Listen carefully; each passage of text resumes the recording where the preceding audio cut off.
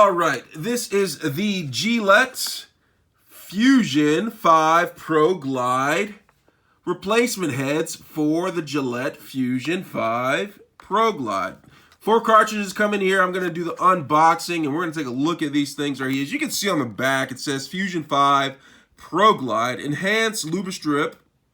Blonde Luba. I guess that's French or Spanishin.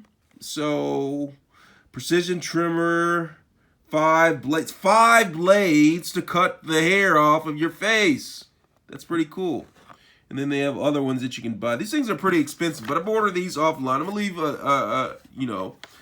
some instructions, or like check the description part of the page for more information about this product. All right, I'm going to go ahead and open this up. Use, I think, scissors. Is that scissors? Well, I don't have scissors, so I'm gonna use this. Don't use this if you open it, but this is just like my handy tool I use for opening up pretty much everything. All right. So I'm gonna open this up, and we're gonna pull this out. All right. These are the razors, unboxing, right here. Okay, so these are the razors. As you can see, let me see if I can pull this out without having an actual razor.